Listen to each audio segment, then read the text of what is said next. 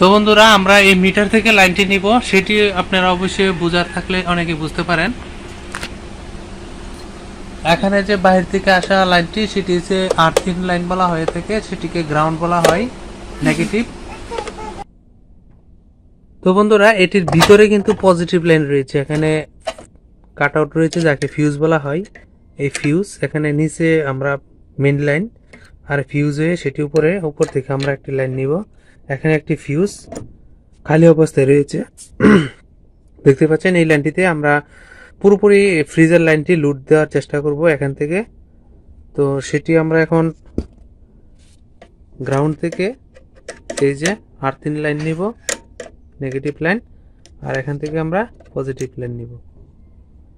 আপনারা বাসাবাড়িতে কাজ করার জন্য ঠিক এভাবে মেন লাইন থেকে লাইনগুলো নিতে পারেন, যে কোনো কাজের ক্ষেত্রে, শুধু ফ্রিজ নয়, যে কোনো লাইন আমরা যে কোনো সংযোগ করতে পারি। এই দুটি লাইন, এখানে আর্থিং আর এখানে পজিটিভ লাইন, তারপর আমরা ফিউজটি বসিয়ে দেব। তো মেন লাইনটি আমরা টেস্ট করতে পারি। এখানে অলরেডি দেখতে পাচ্ছেন বিদ্যুৎ জ্বলতেছে অলরেডি টেস্টারে। তো ফিউজের কাজ যখন অতিরিক্ত লুট হবে, অতিরিক্ত লুটটি সেটি কিন্তু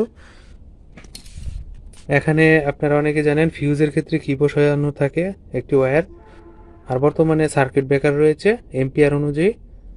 বিভিন্ন বাসাবাড়িতে এই সার্কিট ব্রেকারগুলো বসানো হয় নিরাপত্তার জন্য। তো এখানে সার্কিট ব্রেকার নেই, আমরা জাস্ট এইগুলোর মাধ্যমেই অ্যানালগ হিসেবে কাজ করতেছি। হ্যালো বন্ধুরা, আমরা এখন সংযোগটি করে নিতেছি। এখানে আর্থিং লাইনটি প্রথমে লাগাচ্ছে, সেটি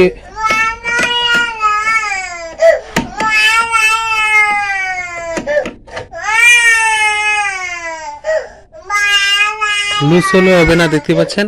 আর্থিং এর লাইনটি আমরা লাগিয়ে নিচ্ছি, তারপর আমরা সেটি ভালোভাবে টাইট দিয়ে দিব। নেগেটিভ লাইন লাগিয়ে নিয়েছি। এখন আমরা এই যে দেখতে পাচ্ছেন পজিটিভ লাইনটি লাগিয়ে নিতেছি।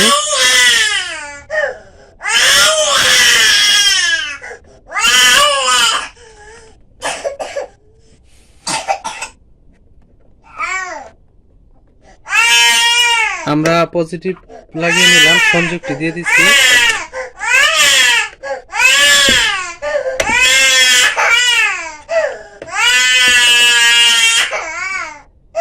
আমরা এখন ফিউজটি লাগিয়ে নিচ্ছি।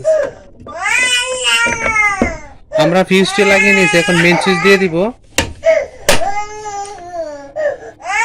আর সেটি দেখবো। এখানে কোনো শো করতেছে না। তো সেটি কিন্তু দেখতে পাচ্ছেন বিদ্যুৎ, মানে এখানে কারেন্ট। এটা হচ্ছে আর্থিং এর লাইন, আর এটা হচ্ছে বিদ্যুতের লাইন, মানে পজিটিভ লাইন। আর এটি গ্রাউন্ড, নেগেটিভ, আর্থিং। আমি ভিডিওতে বারবার তিনটি কথা বলি।